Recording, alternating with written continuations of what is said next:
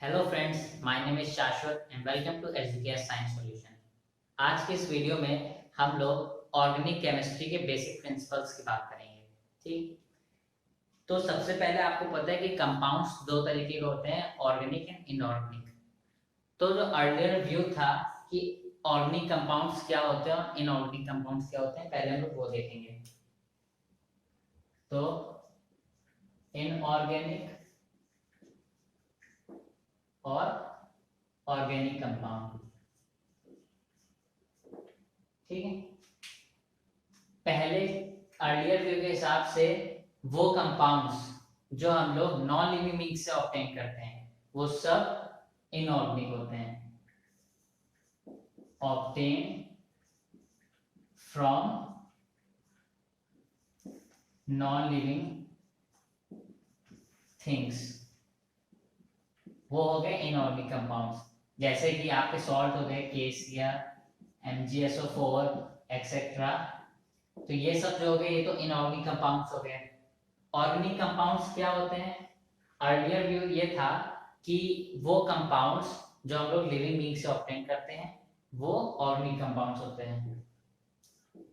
Obtain from living beings, जिसमें आपके सारे विटामिन्स, प्रोटीन्स एक्सेट्रा। तो ये आ गया आपके ऑर्गेनिक। अब ये ऑर्गेनिक वर्ड जो है वो डिराइव हुआ है, derive from word organ. Organ word से डिराइव हुआ है। ऑर्गन्स हमारी बॉडी में पाए जाते हैं, ठीक है। Group of tissues having same function, तो वो ऑर्गन होते हैं। तो कहने का यहाँ पे मतलब है ये वर्ड ऑर्गन से ऑर्गेनिक क्यों डिराइव हुआ, क्योंकि ऑर्गन्स जो होते हैं वो लिविंग बीइंग्स में होते हैं और ऑर्गेनिक कंपाउंड्स जो है वो हमें लिविंग बीइंग्स से ऑब्टेन होते हैं। ये तो अर्लियर व्यू हो गया। तो जो ऑर्गेनिक कंपाउंड्स की अर्लियर डेफिनेशन थी वो क्या थी? वो ये थी कि जो लिविंग बीइंग से हम लोग को ऑब्टेन होते हैं कंपाउंड्स वो ऑर्गेनिक कंपाउंड्स हैं, और उसकी स्टडी को, उन कंपाउंड्स की स्टडी को ऑर्गेनिक केमिस्ट्री बोलते हैं। कार्बन कंपाउंड्स जो थे, कार्बन कंपाउंड्स, उन्हें ऑर्गेनिक कंपाउंड्स कहा गया था। ऑर्गेनिक कंपाउंड्स, ठीक है। और ये बर्जीलियस ने कहा था। बर्जीलियस ने organic compound term carbon compounds को दिया था। ये तो होगी अर्लियर व्यू। अब हम लोग बात करेंगे, अच्छा ये लिविंग बीइंग से ऑब्टेन होता है, इस ये प्रूफ कैसे होगा? एक थ्योरी थी जिसके बेसिस पे ये कहा जाता था कि ऑर्गेनिक कंपाउंड्स वो होते हैं जो लिविंग बीइंग से ऑब्टेन होते हैं। वो थ्योरी क्या थी? वो थ्योरी इंपॉर्टेंट है, वो है vital force theory. Vital force theory, ये थ्योरी क्या है आप इसको समझ लीजिए ध्यान से। इस थ्योरी के अनुसार माना यह जाता था कि जो भी ऑर्गेनिक कंपाउंड्स होते हैं उन्हें लेबोरेटरी में नहीं बनाया जा सकता, वो सिर्फ लिविंग ऑर्गेनिज्म में बन सकते हैं, क्योंकि लिविंग ऑर्गेनिज्म में एक मिस्टीरियस टाइप का फोर्स प्रेजेंट होता है। उस फोर्स को वाइटल फोर्स कहते हैं, जो कि नेसेसरी होता है ऑर्गेनिक कंपाउंड्स की फॉर्मेशन के लिए, ठीक है। तो ये तो था वाइटल फोर्स थ्योरी। क्या थी वाइटल फोर्स थ्योरी? कि organic compounds only obtain from living beings because of the presence of some mysterious force, ठीक है। तो ये तो था ऑर्गेनिक ये थी वाइटल फोर्स थ्योरी, जिससे हम लोग कह सकते थे कि हाँ लिविंग बीइंग से ऑब्टेन होते हैं। लेकिन ये गलत हुई। कैसे? 1828 में 1828 में फ्रेडरिच वोलर ने 1828 में फ्रेडरिच वोलर ने एक्सीडेंटली लेबोरेटरी में यूरिया का फॉर्मेशन किया था अमोनियम साइनेट से। यूरिया एक ऑर्गेनिक कंपाउंड होता है और वाइटल फोर्स थ्योरी के मुताबिक ऑर्गेनिक कंपाउंड जो सिर्फ लिविंग ऑर्गेनिज्म में बन सकते हैं और लेबोरेटरी में फॉर्म नहीं किए जा सकते। तो यहाँ पे 1828 तक वाइटल फोर्स थ्योरी चली, उसके बाद ये डिस्प्रूव हो गई और एग्जिस्टेंस में नहीं थी। फ्रेडरिच वोलर ने क्या किया था, रिएक्शन आप देख लीजिए। 4CNO अमोनियम साइनेट्स को इन्होंने हीट किया और यूरिया फॉर्मेशन हो गया NH2CO NH2, यह है यूरिया। ये क्या आपका अमोनियम साइनेट, ठीक है। तो ये एक्सीडेंटली इन्होंने फॉर्म कर दिया और तब से ये जो वाइटल फोर्स थ्योरी है इसका एग्जिस्टेंस खत्म हो गया, ठीक है। तो अब हम लोग देखेंगे unique properties of carbon atom. तो जो मॉडर्न डेफिनेशन आई ऑर्गेनिक कंपाउंड्स की वो क्या थी, देखते हैं। Modern definition,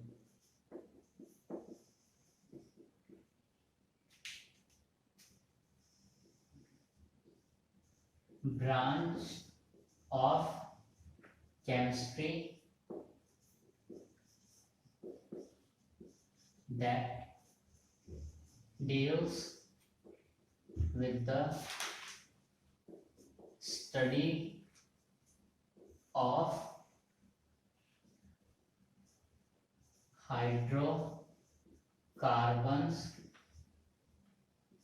and their derivatives, ठीक है। Branch of chemistry that deals with the study of hydrocarbons and their derivatives. Hydrocarbons क्या होते हैं? Binary compounds of carbon and hydrogen only.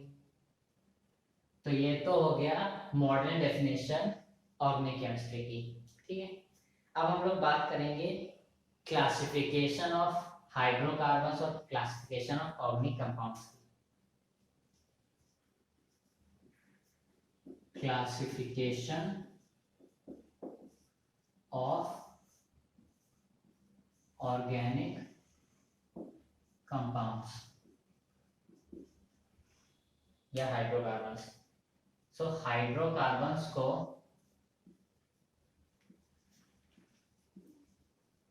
दो में डिवाइड किया गया, एसाइक्लिक या क्लोज चेन और दूसरा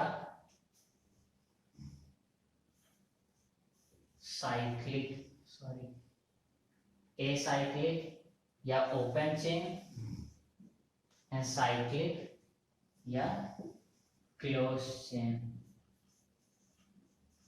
ठीक है। एसाइक्लिक दो में डिवाइड किया गया, सैचुरेटेड हाइड्रोकार्बन्स, दूसरा अनसैचुरेटेड हाइड्रोकार्बन्स। सैचुरेटेड हाइड्रोकार्बन्स में हम लोग एल्केन्स पढ़ते हैं, एल्केन्स जिन्हें पैराफिन्स भी बोला जाता है, ठीक है। अनसैचुरेटेड में हम लोग एल्कीन्स और एल्काइंस पढ़ते हैं। एल्कीन्स को ऑयलफिन्स भी बोला जाता है, ठीक है। साइक्लिक जो होते हैं वो दो में डिवाइड किया गया, होमोसाइक्लिक और हेट्रोसाइक्लिक। ठीक है। होमोसाइक्लिक 2 में डिवाइड हुआ, एरोमेटिक और एलिसाइक्लिक। हेट्रोसाइक्लिक 2 में डिवाइड हुआ, एरोमेटिक एंड एलिसाइक्लिक। एरोमेटिक 2 में डिवाइड हो गया, बेंजोइड एंड नॉन बेंजोइड। ठीक है। अगर आप 10th के स्टूडेंट हैं तो आपके लिए एसाइक्लिक याद कर लीजिए, और साइक्लिक में होमोसाइक्लिक और हेट्रोसाइक्लिक, इतना काफी होगा। लेकिन अगर आप 11th और 12th में हैं तो आपको पूरा याद होना चाहिए। एसाइक्लिक या ओपन चेन्स क्या होता है, जिसमें कार्बन की कोई रिंग फॉर्मेशन नहीं होता, ओपन चेन्स होती हैं, तो वो हो गया एसाइक्लिक। साइक्लिक क्या होता है, ring like structures, carbon atom इस तरह अरेंज होते हैं कि रिंग लाइक स्ट्रक्चर का फॉर्मेशन होता है। होमोसाइक्लिक में सारे कार्बन एटम्स रिंग फॉर्म करेंगे, हेट्रोसाइक्लिक में कार्बन एटम्स प्रेजेंट होंगे, साथ में उस रिंग में बीच में और कोई भी एटम्स प्रेजेंट हो सकते हैं, तो हो गया हेट्रोसाइक्लिक। सैचुरेटेड, अनसैचुरेटेड, सैचुरेटेड जिसकी सारी वैलेंसी जो होती हैं वो सेटिस्फाइड होती हैं एक सिंगल सिंगल बॉन्ड फॉर्मेशन से। एल्केन्स में सिंगल बॉन्ड फॉर्म होता है, आपको पता है। अनसैचुरेटेड में दो जो होती हैं वैलेंसी वो अनसेटिस्फाइड होती हैं, तो double bond and triple bond. तो ये तो हो गया basic classification of organic compounds. ठीक है। सो बात करते हैं कि हाइड्रोकार्बन्स आपने पढ़ा, binding compounds of hydrogen and carbon. तो हाइड्रोजन तो आपको पता है कि उसकी वैलेंसी जो होती है 1 होती है और फर्स्ट एलिमेंट भी होता है, तो वो तो फोकस नहीं किया। लेकिन कार्बन, कार्बन की ऐसी क्या प्रॉपर्टीज होती हैं जिसकी वजह से उसको हाइड्रोकार्बन मिल गया। अभी आपने पढ़ा था कि अर्लियर व्यू जो था डेफिनेशन ऑर्गेनिक कंपाउंड्स की, वो कार्बन कंपाउंड्स को ऑर्गेनिक कंपाउंड्स बोलते हैं। तो कार्बन इतना इंपॉर्टेंट क्या था और उसकी ऐसी क्या प्रॉपर्टीज थी कि ऑर्गेनिक कंपाउंड्स में इत्यादि उसकी इंपॉर्टेंस है। तो हम लोग पढ़ेंगे यूनिक प्रॉपर्टी ऑफ कार्बन। ठीक है। सो जो इसकी फर्स्ट प्रॉपर्टी थी वो है कैटिनेशन। कैटिनेशन क्या प्रॉपर्टी होती है, कैटिनेशन का मतलब होता है सेल्फ लिंकिंग। कैटिनेशन का मतलब होता है सेल्फ लिंकिंग प्रॉपर्टी।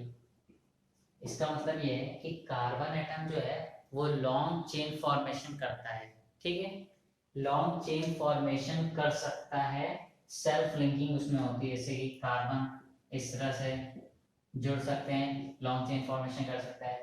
कैटिनेशन की प्रॉपर्टीज और भी एलिमेंट्स में देखी जाती है। सल्फर, सल्फर का जो एसिड फॉर्मूला होता है, इसका मतलब 8 सल्फर के एटम्स चेन फॉर्मेशन कर रहे हैं, सेल्फ लिंकिंग हो रही है, तो ये होगी unique property of carbon atom first. जो सेकेंड प्रॉपर्टी है वो है capability of multiple bond formation.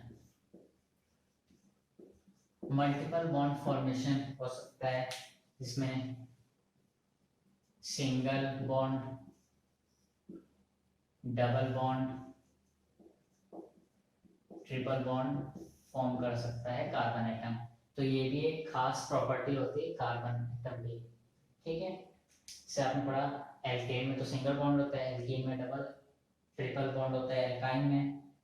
तो ये हो गई कार्बन की सेकेंड प्रॉपर्टी। थर्ड प्रॉपर्टी जो हम लोग पढ़ेंगे वो क्या है, वो देखिए आपको पता है कि अच्छा, इसमें आप देखिए कि कार्बन कार्बन की जो बॉन्ड एनर्जी होती है, बॉन्ड एनर्जी वो काफी ज्यादा हाई होती है। इसका मतलब स्टेबिलिटी काफी ज्यादा हाई होती है, तो इसलिए कार्बन एटम जो है वो लॉन्ग चेन फॉर्मेशन कर सकता है। ठीक है। थर्ड प्रॉपर्टी जो है unique property of carbon atoms में, वो क्या है, वो देखिए, टेट्रा कोवैलेंसी। टेट्रा कोवैलेंसी क्या होता है, आपने को अभी बताया था कि कार्बन जो है उसका एटॉमिक नंबर 6 होता है, इलेक्ट्रॉनिक कॉन्फ़िगरेशन करोगे 2 4, तो एक 4 है, तो ये कोवैलेंट बॉन्ड फॉर्म करता है, इसका मतलब है 4 इलेक्ट्रॉन्स शेयरिंग होगी, तो इसकी वैलेंसी 4 होती है। और यहाँ पे कोवैलेंट बॉन्ड फॉर्मेशन होता है, बॉन्ड्स जो होंगे वो कोवैलेंट बॉन्ड होंगे। टेट्रा कोवैलेंसी तो ये भी एक यूनिक प्रॉपर्टी है कार्बन्स की, ठीक है। तो अब हम लोग बात करेंगे कि बेसिक चीज हम लोग पढ़ रहे हैं इसमें, तो हम लोग सिर्फ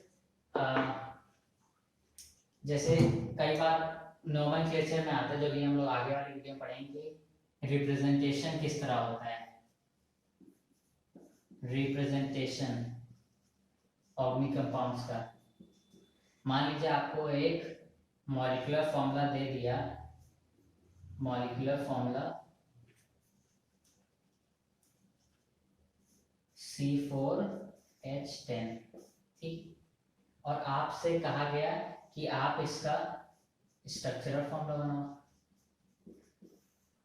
स्ट्रक्चरल फॉर्मूला या condensed structural formula, structural formula बताओ, या बोल देता है कि बॉन्ड लाइन नोटेशन क्या होता है, बॉन्ड लाइन नोटेशन फॉर्म करो,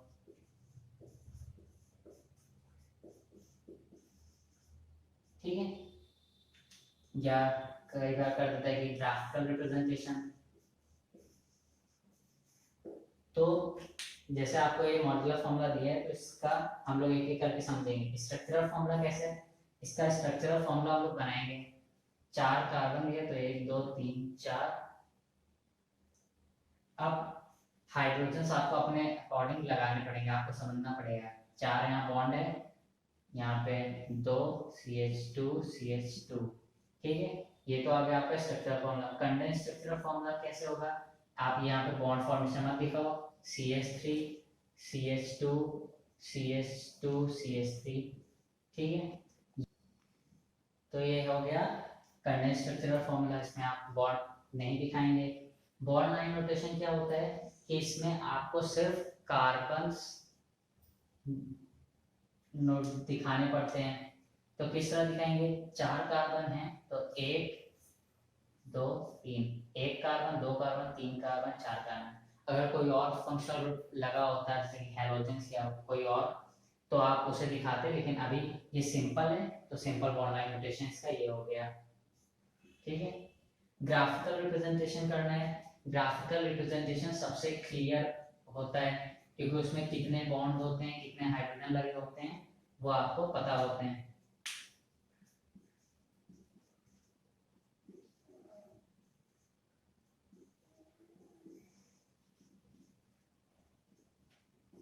ये हो गया इसका ग्राफिकल रिप्रेजेंटेशन। तो ये तो बेसिक इस वीडियो में बता रहा हूँ, तो आपको समझना पड़ेगा। एक बार आपको देख लेंगे तो आपको समझ में आ जाएगा। तो अब बात करते हैं 3 डायमेंशनल रिप्रेजेंटेशन की। 3 डायमेंशनल रिप्रेजेंटेशन,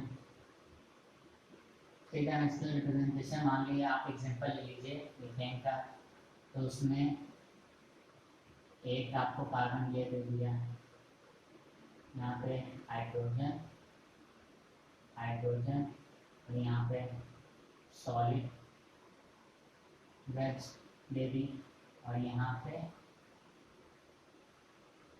इस तरह से आपको दे दिया, ठीक है, हाइड्रोजन।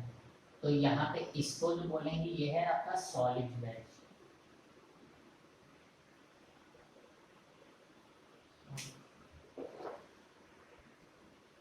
और ये है आपका डैश वेज। तो जो सॉलिड वेज होता है वो टुवर्ड्स द ऑब्जर्वर होता है, मतलब जो हाइड्रोजन टुवर्ड्स द ऑब्जर्वर है, हम देख रहे हैं हमारी तरफ जो हाइड्रोजन होगा वो डिनोट होगा सॉलिड वेज से, टुवर्ड्स ऑब्जर्वर, और डैश बैंड में वो हाइड्रोजन जो ऑब्जर्वर से दूर जा रहा है वो होगा अवे फ्रॉम ऑब्जर्वर। यहाँ पे इस तरह समझना, ठीक है। जो ब्रॉड साइड होगी इसकी, दोनों ही वेजेस की, वो टुवर्ड द ऑब्जर्वर होगी। तो इसकी ब्रॉड साइड, ये नीचे को जा रहा है हाइड्रोजन, तो इसकी ब्रॉड साइड जो होगी वो टुवर्ड द ऑब्जर्वर है, और इसकी तो टुवर्ड द ऑब्जर्वर है। तो ये थ्री डायमेंशनल रिप्रेजेंटेशन हो गया है, इतना इम्पोर्टेंट नहीं है, लेकिन आपको पता होना चाहिए क्योंकि हम लोग बेसिक थिंग इसमें बात कर रहे हैं, ठीक। तो अब जो नेक्स्ट टॉपिक है वो है एल्काइल ग्रुप।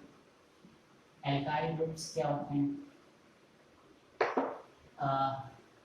आपके एल्केन्स होते हैं, एल्केन्स, उनमें से एक हाइड्रोजन हटा लो, एक हाइड्रोजन निकाल लो, तो एल्काइल ग्रुप का फॉर्मेशन हो जाता है, एल्काइल ग्रुप फॉर्म हो जाते हैं। मान लीजिए आपके पास मीथेन है, तो उसमें से एक हाइड्रोजन निकाल दो, तो ये मिथाइल ग्रुप बन गया, मिथाइल ग्रुप। ऐसे ही अगर आपके पास इथेन है, तो आपने एक कार्बन निकाल दो, एक हाइड्रोजन, तो जो आएगा वो होगा इथाइल ग्रुप। और इस तरह से ये तो आपका हो गया एल्काइल ग्रुप्स, ठीक है। अब हम लोग बात करते हैं कि फंक्शनल ग्रुप्स क्या होते हैं। Functional groups,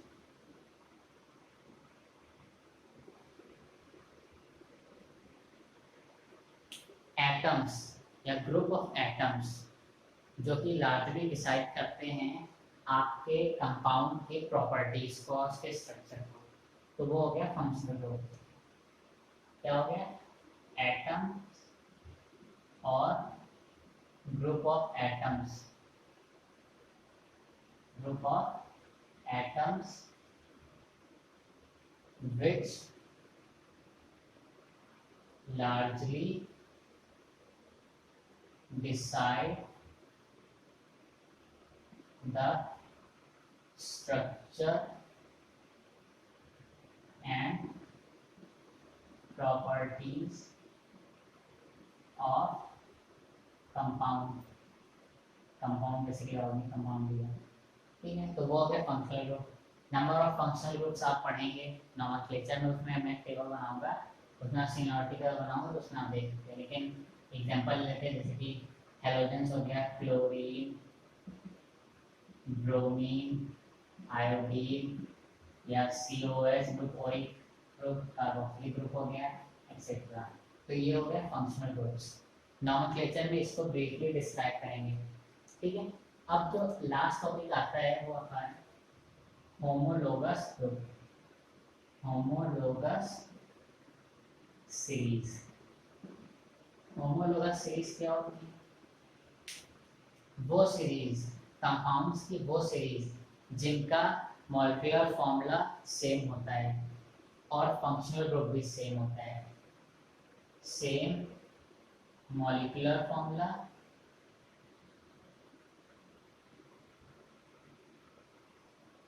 same functional group,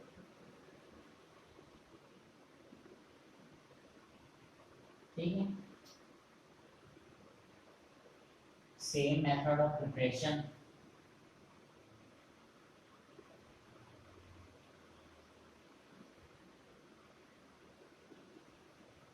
और सेम प्रॉपर्टीज होती हैं।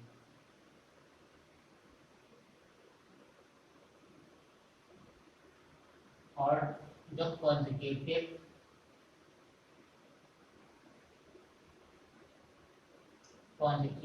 जो कंपाउंड्स होते हैं वो डिफर करते हैं फ्रॉम CH2, इससे डिफर करते हैं। कैसे? एग्जांपल ले लेते हैं, तो इसका एग्जांपल देखते हैं हम लोग से इसका। जैसे आपका हो गया CH3OH पहला, दूसरा हो गया CH3CH2 OH। तीसरा हो गया CH3 CH2 CH2 OH। तो ये इस तरह से, जैसे ये हो गया मिथेनॉल हो गया, ये इथेनॉल हो गया, ये प्रोपेनॉल हो गया। तो ये जो होगी ये होमोलोगस सीरीज है। क्यों? फंक्शनल ग्रुप सेम मेथड से फॉर्मेशन होता है इनका, और इनका जो मॉलिक्यूलर फॉर्मूला है वो भी सेम ऐसे 10 टाइम्स इंक्रीज हो रहा है। और कॉन्जिक्यूटिव मतलब the next one, the successive जो है कंपाउंड, उसमें CH2 का डिफरेंस है। यहाँ पे CH2 से डिफरेंस आ गया, यहाँ पे इसमें CH2 का डिफरेंस आ गया।